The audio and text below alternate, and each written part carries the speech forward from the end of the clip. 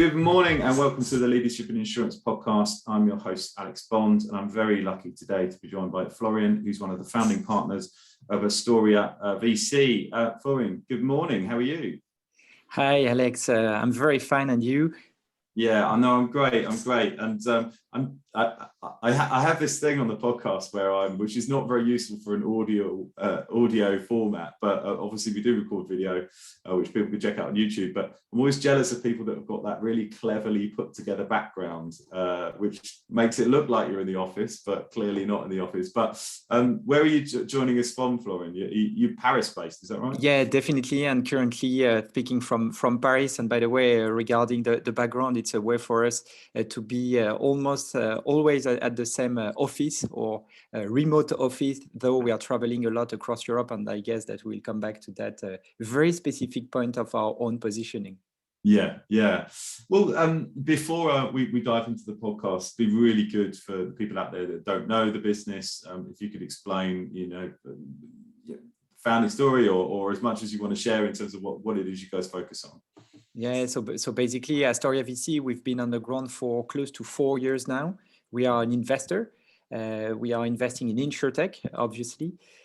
I would say that we have a very strong focus on the tech side of Insurtech, but again, we will deep dive later on that very specific focus. In terms of geography, we are investing across Europe. Based in Paris. My partner Jan is based in Warsaw in Poland. So we are not only covering Western Europe, Southern Europe, Northern Europe, and CEE as well, because there is a lot happening across Europe as a whole. And in terms of maturity, we have, I believe, a very specific focus investing in seed startups that we define as, let's say, post-product. So it can be very early in the startup journey. So long story short, investing in Insurtech in Europe at seed stage. Amazing. Thank you for that. I'm going to go off piste immediately because it's something that I sort of want to sort of zero in on. I've been talking a lot about seed investment recently with, been at quite a few conferences and been talking about where we position, and FinPro is positioned on seed, Series A, Series B recruitment. With seed companies, obviously, post-product, so there's a product there to view, but how do you evaluate a seed company? Because it's so early. What are the key things you're looking for? What are the key things that you zero in on for Astoria? Yeah, that's obviously a challenge when you are investing so early.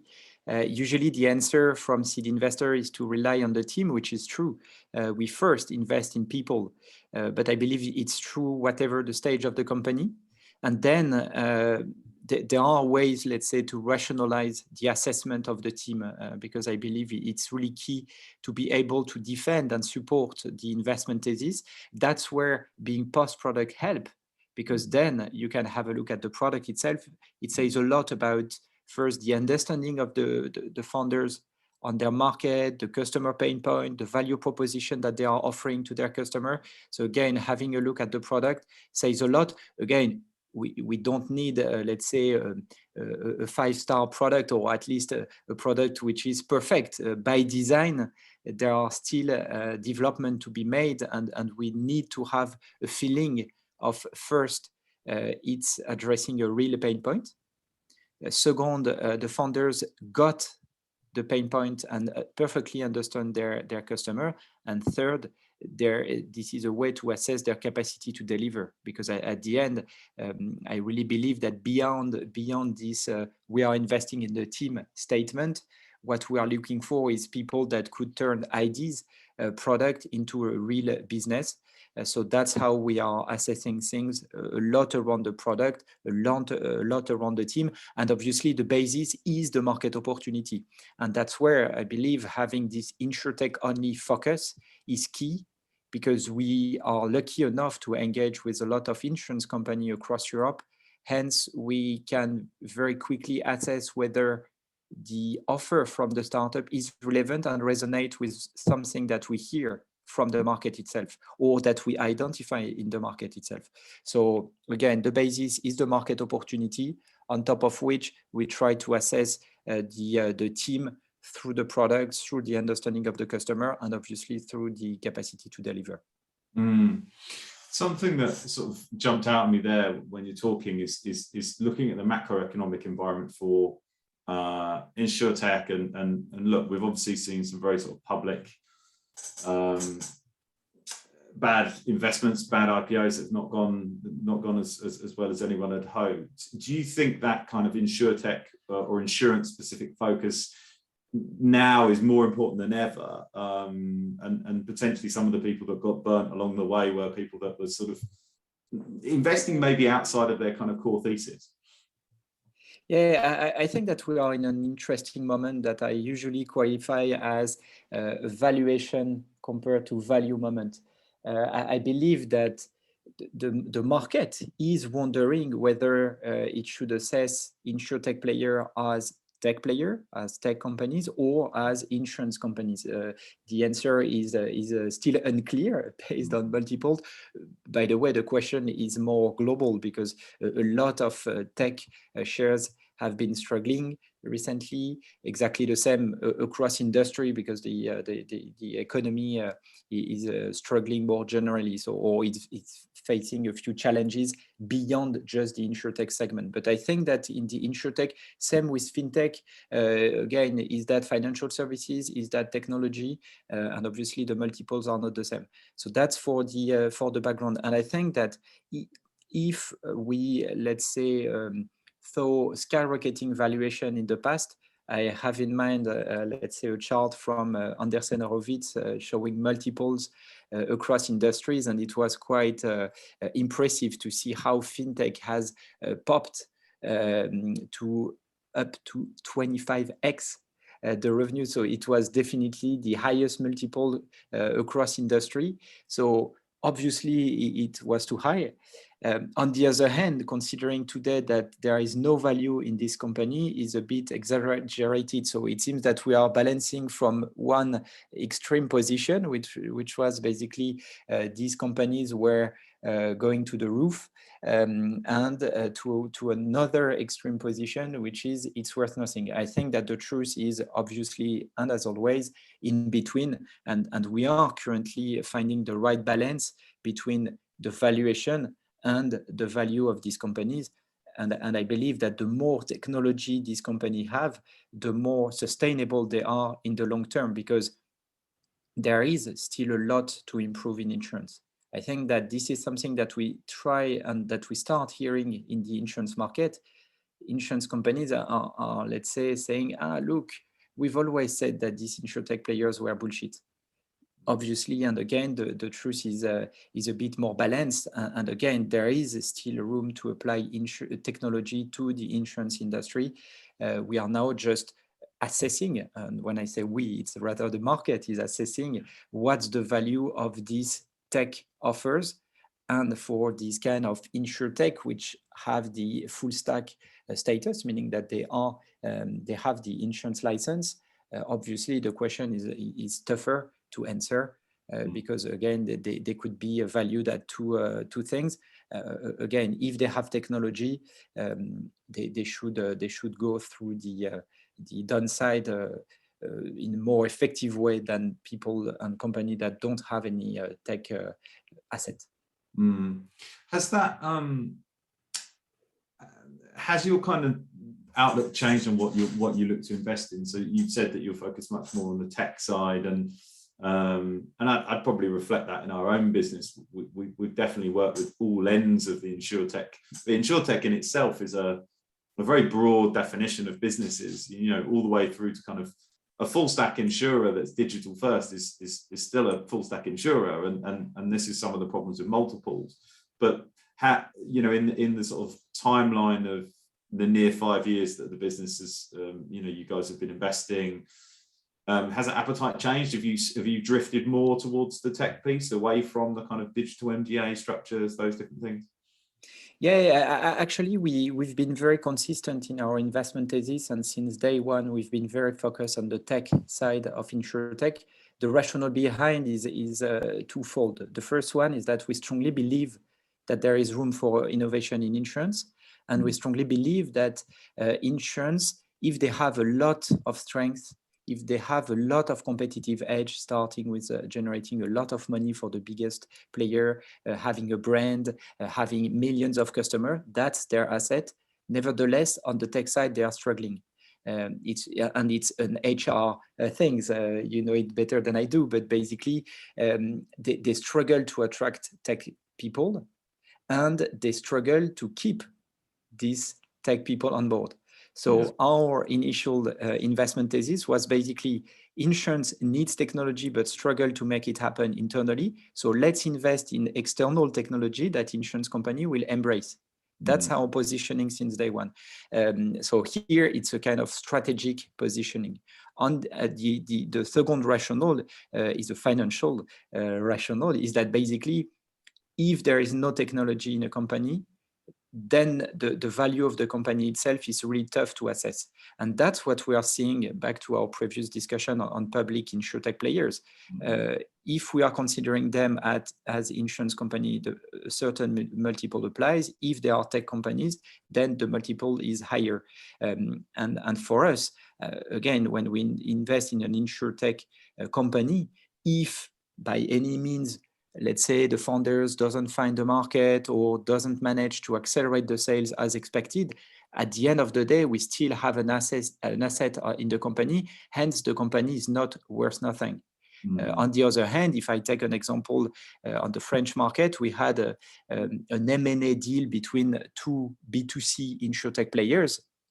I will not name them, but it was quite interesting to see that the company that was acquired for a very tiny part of the money they raised since inception. So basically, it was quite interesting. Let's say light technology asset, poor growth compared to the market, hence very limited value. And that's what we are seeing right now on the market. If you are growing fast, then your company is worth something and might have a very high valuation for B2C companies, I mean. If you are not growing anymore, then you might be worth almost nothing. So that's where the tech asset helps, let's say, make sure that there is still something in the company, and that when we invest, we invest in an asset that potentially we can sell to the market later on. Well, I mean, the big momentum of the insurtech market was always kind of centered around this generalized conversation about our insurance is broken. And there was a lot of kind of like quite aggressive marketing campaigns on insurance is broken. And I think what's very clear in the public markets is, no, it's not. Insurance does insurance very, very well. But does it need help in distribution? Does it need help in the customer experience? Does it need help in claims? Does it need help in all of these different areas that it could be more efficient in?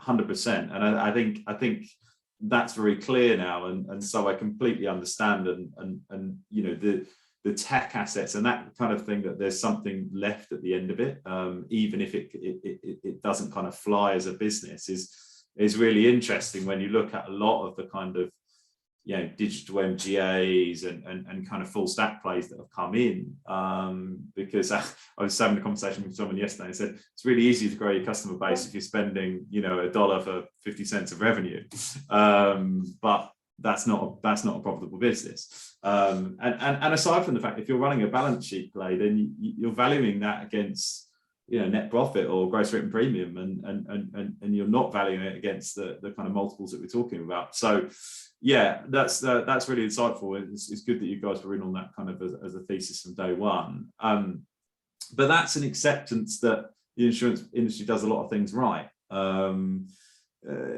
that's not the kind of thesis that people have entered into the market on. So I wanted to change tack slightly. I know I sort of mentioned about this, and I hate to do this to you because it's kind of, you can only talk from your viewpoint of your thesis and your portfolio, but I don't know if you'd entertain me on this one. We've had a US-based venture firm on, we've had a British-based venture firm on, and then the European market, and just wanted to see, is there a kind of difference in style? And I'm talking about the relationship between your investments and yourself, and that process of of raising money, and then sort of move on to sort of a difference in appetite as well. And I think that's probably a bigger conversation. So just like stylistically, do you think there's a difference between the kind of style of investment and the way that you go about the investment? Yeah, that's a very good question that we had to assess day one, because again, we started being an insurtech investor and we decided to be European by design. I believe that the rationale behind is obvious. We are investing in a vertical in terms of industry, hence we need to be broad in terms of, let's say, geography. The rationale behind being focused on the European market is that it makes us unique. Because a lot of players, rather coming from the fintech space, investing in insurtech as well, usually have a global footprint. We've always worked, Jan and myself, in the European market. That's where we have deep roots. And by the way, we've been let's say, engaging with the European insurtech since inception. So that's an unfair advantage that we have compared to many other players. We were at, let's say, innovation and investment position in the insurance industry before, and we were part of the first waves of insurtech across Europe. Maybe to make the difference between continental Europe and the UK, we consider the UK being part of our European footprint, but I think that there is a huge. That makes me happy, Florian. we want to still be part of it. and nevertheless, there is I think a difference between Europe and the US. The first one is obviously the size of the market. If I take last year, it was close to 2 billion euros that were invested in insurtech in Europe, compared to a bit more in the US. As usual, the VC scene is less structured in Europe than in the US, obviously, though trying to get bigger. And that's great to see more and more players in that space. And then in the public market as well, there are several public insurtech companies in the US. We are still looking for the first one in Europe. So that makes a significant difference in terms of market structure. In terms of pure insurtech and across Europe, to come back to your question, I think that we are operating exactly the same way. At least in our relationship with founders. Again, we have one way to invest, we have one way to support our portfolio companies, and that's what our portfolio companies are looking for. When they open the door to Astorya VC, it's not for our name, it's not for ourselves as people, it's rather because they believe that first we have a very deep understanding of the insurance industry, that we have a very good overview of the tech scene in insurance, and that we could be helpful beyond euros that we put on the table. And I really believe in this third point is key, because that's obviously what every investor is saying. We are delivering here. The rationale behind, again, is that we have deep roots in Europe. We are engaging a lot with insurance players across Europe. Hence, we can accelerate the sales process by qualifying leads on behalf of our portfolio companies, and then we can generate 1, 2, 3 very qualified leads. The difference, on the other hand, the difference across markets in Europe is rather in terms of business lines. We were running this analysis based on last year's investment, and it was quite interesting to see that in France and Germany, you had basically all the business lines covered by a company that announced the deal. So it's a bit biased because it's based only on fundraising announcement, though I think it's a good proxy of the market activity. So France and Germany had all the lines covered, P&C obviously, but not only, life as well, health, commercial lines, and B2B companies as well. On the other hand, in the UK, you had no health company that announced a deal last year. Exactly the same in rest of Europe, if I may say that, where there were no health company. If you take the UK, it was quite interesting, though not a surprise, to see that life insurance was very strong, stronger than elsewhere in Europe. Same with commercial line. I think it's related to Lloyd's and all the activity around SMEs in the insurance scene in the UK. So you see a few patterns. So again, I think that this is the major difference from one country to another one. It's rather how they are addressing the insurance market in terms of business line. Then there are obviously differences between founders themselves, but I'm not sure there is a pattern in terms of geography. There is another pattern that we see, which is a pure financial play. Basically, in the UK or Switzerland, the valuation tend to be higher than in France, Germany, which are even higher than Spain and Italy, for instance, if I had to summarize.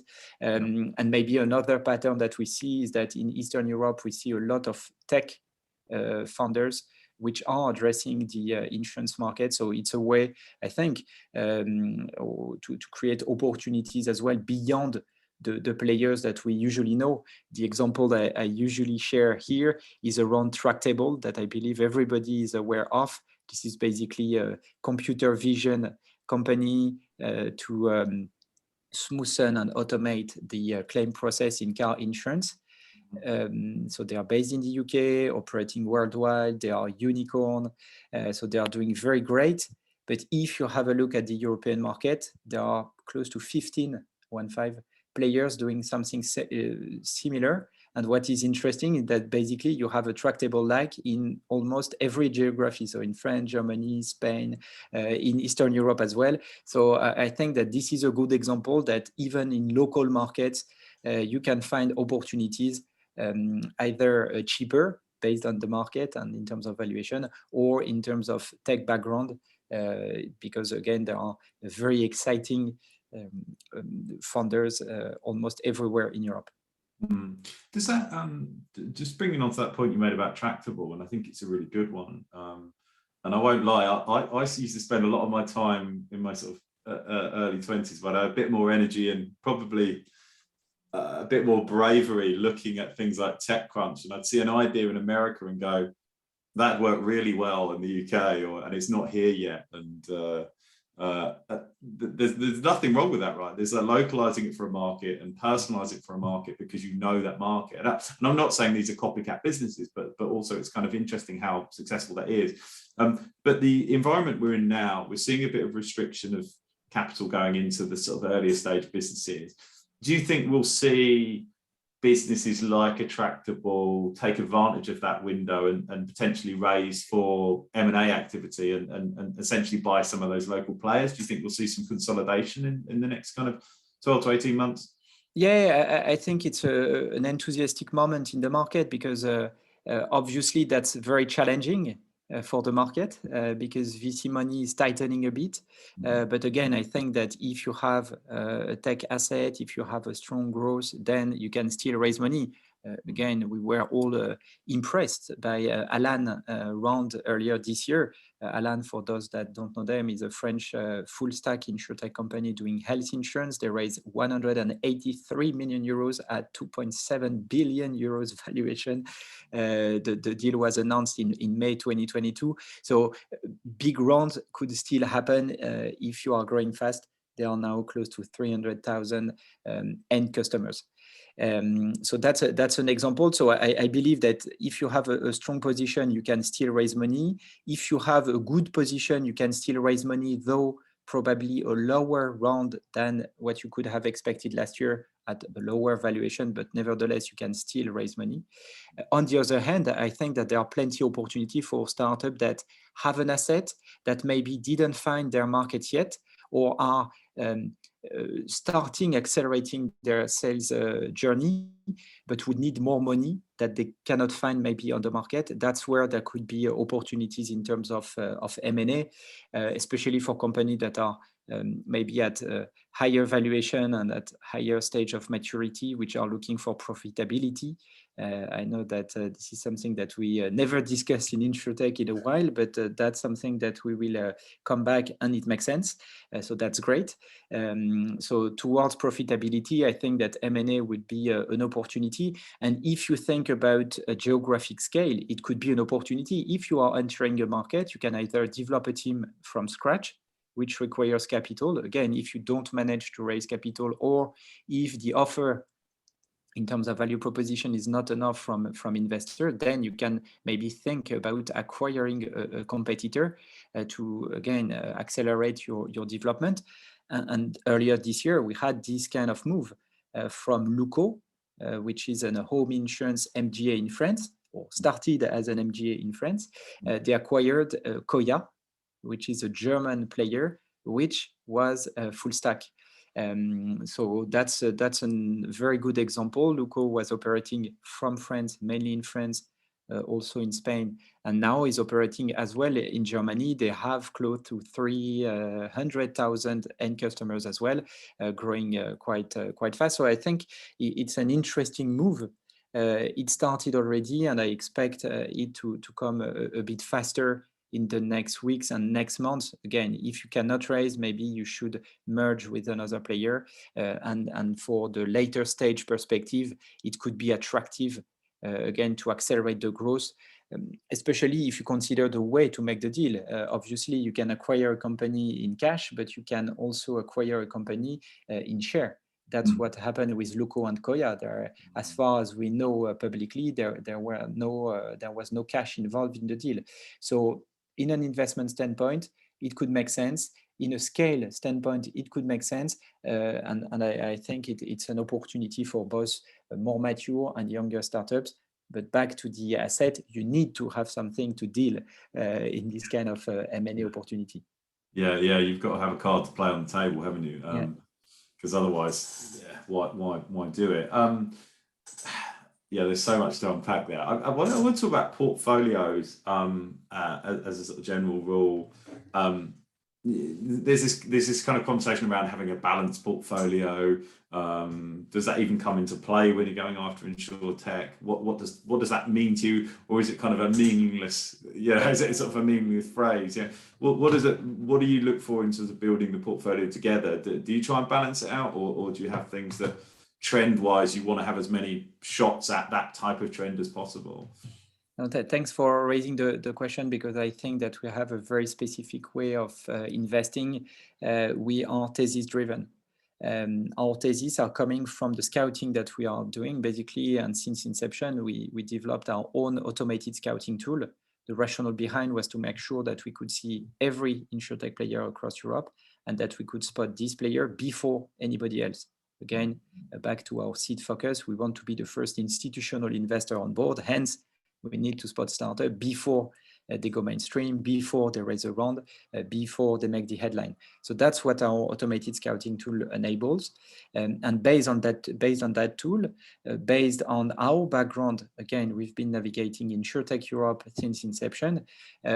We are monitoring how things are going for startups. For instance, when we see the 50s companies in the B2B space doing, I don't know, car insurance or pet insurance or whatever, we are able to assess the market opportunity based on all the other companies that we tracked since inception. Obviously, the downside is that we have biased, and sometimes we don't manage to invest because we have seen so many struggles in the market that it's challenging. Hence, by the way, the tech positioning, because that's where there were major success in InsurTech compared to B2C, which have a higher failure rate.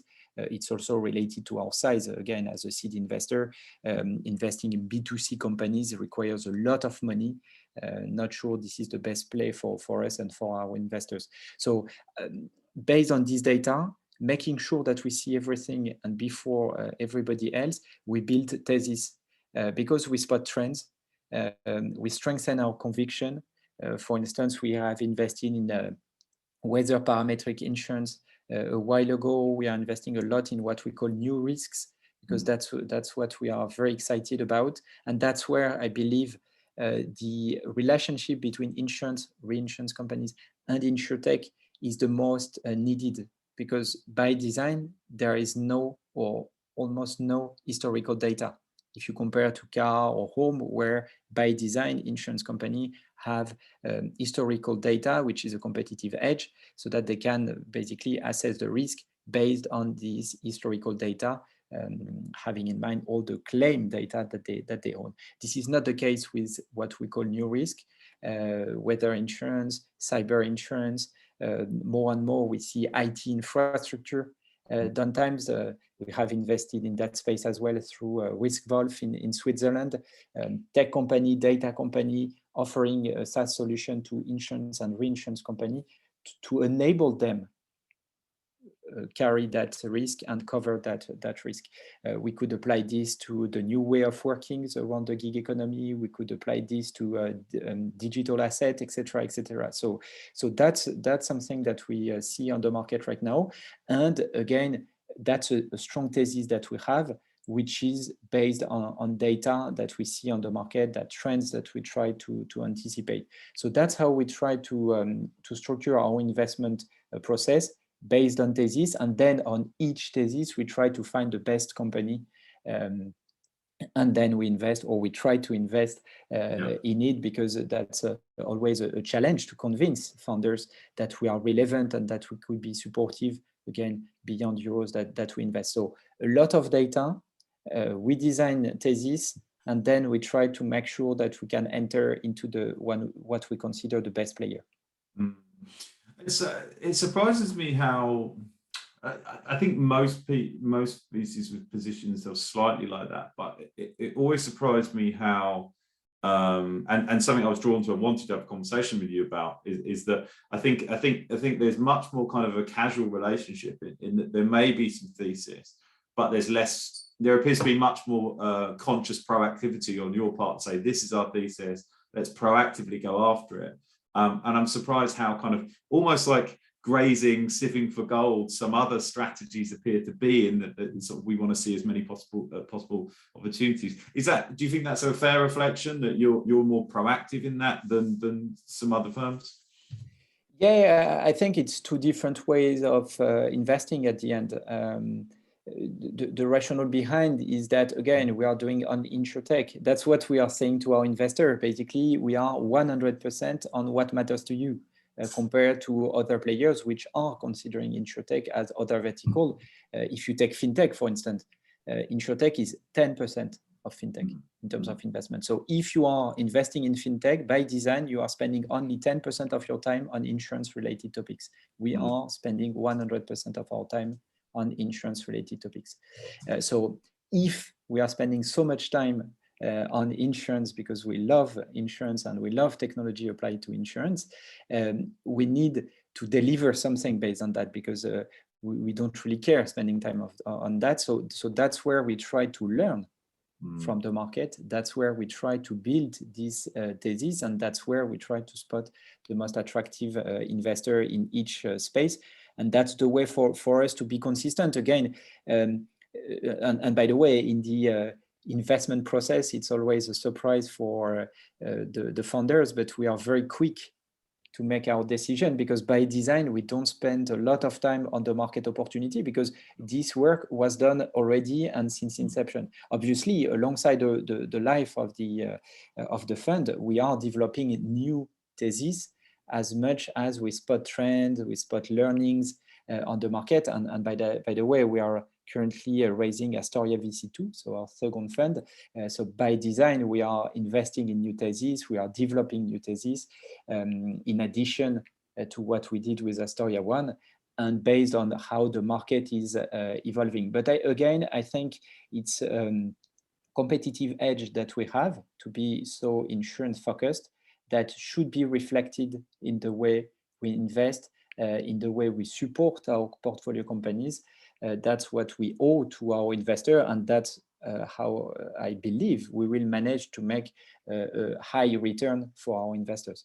Talk to me about that support structure, because I always think that's really interesting. I think when I naively stumbled into this world, and I did stumble into it, I won't pretend it was that, I worked in insurance as a headhunter for 15 years, and in the last 3, I was drawn to InsurTech because I'm drawn to innovation, I'm drawn to new things, and then it was only then that I started to work more closely with the VC community.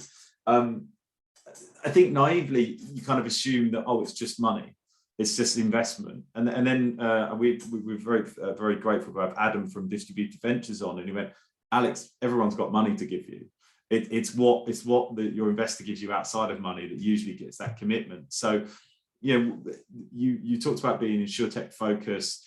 What is it you can do for the most of the time? Is it distributions, introductions? Is it presumably it's a kind of a suite of things, but do you tailor that offering to the investment, or is it kind of you have a broad services outside of just the investment?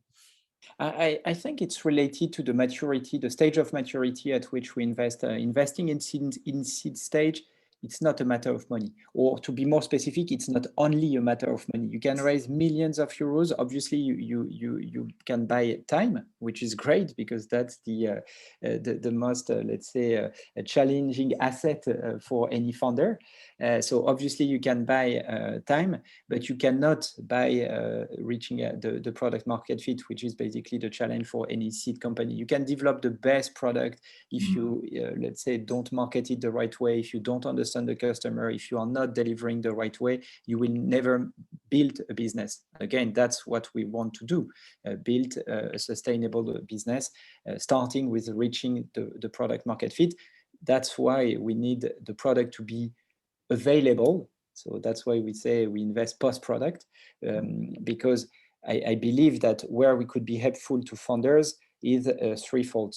The first one is thanks to the visibility that we have on the market. Again, here there is no magic. As we are doing only insurtech, we are very easily spotted. So anyone interested in Insurtech Europe, we are fortunate, think about Astorya VC. So we are a kind of entry point for Insurtech in Europe. We are very glad for that, and we are working every day. We are working a lot to keep that positioning. But obviously, we can help our portfolio company gain visibility on the market. We can help the pain point or the value proposition that our company is delivering. We can help make it more obvious, because there is a pattern among corporates, is that the more they hear about a company, the more they hear about a pain point, the more they realize that actually that's a reality. So that's part of our job, I think, to put topics on the table, to put our thesis on the table, to be challenged as well, to learn from insurance company themselves. Is that something that we spotted on the market, but which doesn't resonate with their needs? Or is that a reality, a real problem that we can assess and that we should tackle through our portfolio companies? So first, that's the first point. The second point is obviously accelerating the sales process. I think that this is really key. Selling technology to insurance is a nightmare. It takes 12, 15, 18, sometimes 24 months. So if we can help our portfolio company spot the right people, the right, let's say, leads, qualified leads, it could save 3, 6, maybe 9 months of sales process, reaching out to the decision maker, making sure that the insurance company or the reinsurance company has money available for that topic, that the topic is on the roadmap, that they have people committed to that topic, and obviously having a look at their kind of track record. Is this corporate used to be working with startup?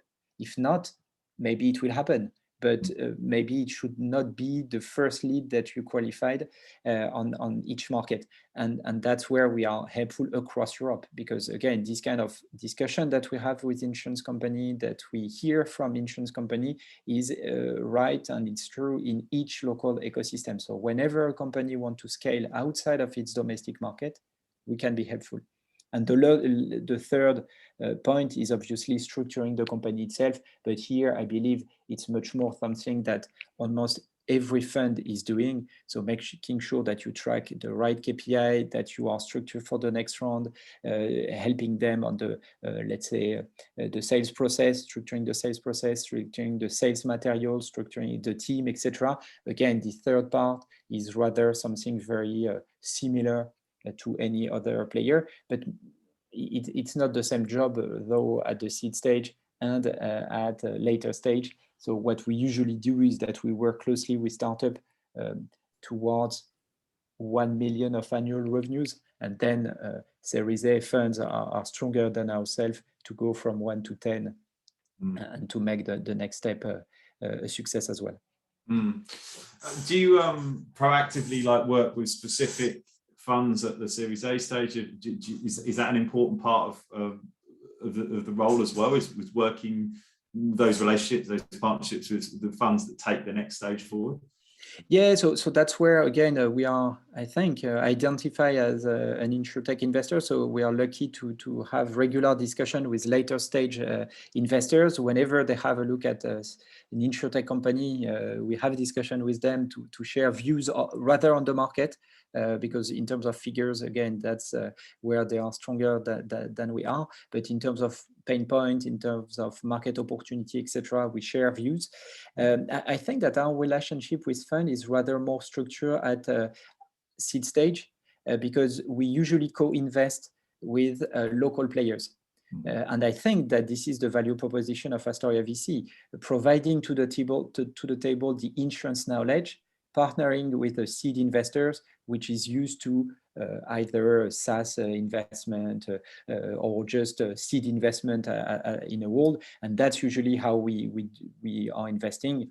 If I take the latest deal that we did in France, soon to be announced, it was co-investment. The lead investor, by the way, was a French VC, well-known in the market, that would be very helpful in structuring the company. We are rather providing the insurance knowledge. Same in Spain, we announced a deal in Winalized, we invested in Vitens or WeCover. Every time we co-invested with local players. Sometimes we invest before the founders raise a proper round. That's where we take a higher risk. But when we strongly believe in the team and the market opportunity and their capacity to deliver, we can invest early. And then our job is to try to gather around the table a non-insurance specific investor, so that we are definitely complementary.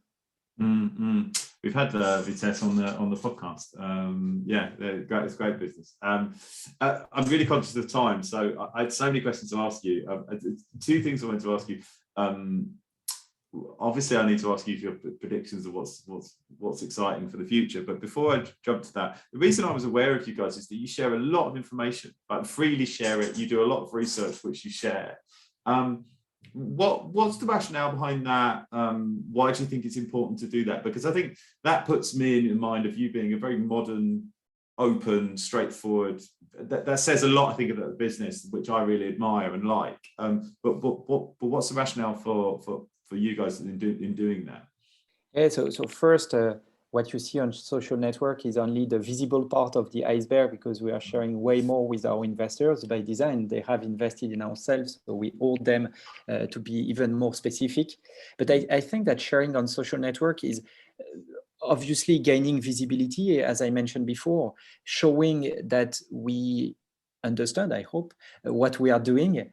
And again, it's also an opportunity to promote trends in which we have invested. If you have a look at most of my posts on a regular basis, you will find topics that are related to a portfolio company. So again, I'm not saying that I'm only sharing things related to our portfolio companies, but obviously part of the content that we are sharing is to promote the thesis, the value proposition, the technology that is embraced and leveraged by our portfolio companies. And so that's the first reason. The second reason is, again, we want to be the entry point for InsurTech Europe. If you think about InsurTech Europe, we want you to think about Astorya VC, so that we make sure that we are speaking with everybody, not only players that are raising a seed round, which is in our sweet spot, but we are discussing, I mentioned, with later stage investor, with private equity firms, with unicorns in the market. Obviously, we'll never invest in them. Nevertheless, we have this regular discussion with them. We learn a lot from them, and we want to have this kind of relationship with all the market, because again, I think this is how we manage to make good investments, being able to engage with almost every insurtech company on the ground, so that we can, again, compare company, learn from best practices, learn trends, avoid mistakes also. So it's definitely to learn a lot, and to learn a lot, we need to share our thoughts, to be challenged as well. Whenever we build a thesis, I remember that in 2018, we released a paper on embedded insurance. It was not called embedded insurance back then, but it was indirect distribution. We were promoting indirect distribution. I remember engaging with COMEX, saying, okay, what is a platform, etc. Now embedded insurance is everywhere. It's gaining momentum. It's a reality. We are four years later. But when we share this content publicly, it's because we spotted then the trend that direct distribution costs a lot, that indirect distribution is a huge opportunity. Here is why, and we were challenged. And we learned a lot from the market. And by the way, we made a WeCover investment in Spain a few weeks, months later. So that's a great example of how sharing things, collecting feedback, learning from the market is really key. Again, to build our investment thesis and make the best, I hope, the best investment we could do. So it's a win-win situation, feeding the market, and learning from feedback that we can receive. Mm-hmm. Yeah, no, I think it's crucial, but I just think it's really in line with you guys share so much. And but final thing, what's the kind of hot topic that you're excited about that you can share? If you don't want to be a thesis reveal, but what's particularly exciting for you in InsurTech at the moment that you think's good opportunity? Yeah, I think that again, what I mentioned before around new risks, that's something that we are very bullish on. There are a lot of opportunities, a lot of new risks that we don't even know now, but that will pop out, where I believe InsurTech will be required to gather data, access adjacent data, leverage this data, make sense of this data, and deliver this value to insurance or reinsurance companies that will then develop the right insurance product based on this tech-based knowledge of the risk. So that's something that we are definitely pushy on. For instance, on digital assets, I think that this is a topic that is obvious. On the other hand, in Europe specifically, there are only very few players trying to tackle that opportunity. So that's something that we might see in the future, or that's an example of things that we are looking for right now, for instance. The other thing, which is, I think, related to that topic, is around the underwriting part of the value chain. Because again, I think that data is key. There are a lot of players which have significant data which might be helpful to insurance companies. On the other hand, usually insurance data have limited declarative data from their customers. So any company helping insurance company better, again, understand the risk, even for commoditized risk. If you take car or home insurance, the challenge is to make the onboarding process smoother, to try to reduce the famous number of questions that are asked. Maybe one day you just put your name and you have a quote, because there are so many data available online around yourself, or maybe reading your bank account, you can get sense of who you are, what's your risk level or risk appetite, and then design something accordingly. So I think that there is a lot still to be addressed in that part of the value chain. And that's where, again, if we are looking for tech applied to insurance, it makes a lot of sense there. And maybe the third wave, which is rather not an emerging trend, but something that will, I believe, become a reality, is embedded insurance. We see more and more platforms offering insurance.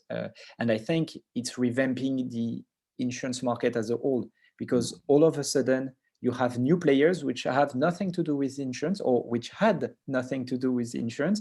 All of a sudden they are eating part of the value chain, which is basically distribution, but sometimes it could move up to the pricing, sometimes developing the product based on how they understand their customer needs.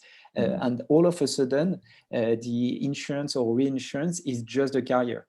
So still in the value chain, but keeping only a very tiny part of the value chain. So I think that it's growing, it's becoming a reality, and I believe it will have a huge impact of how the value chain is structured.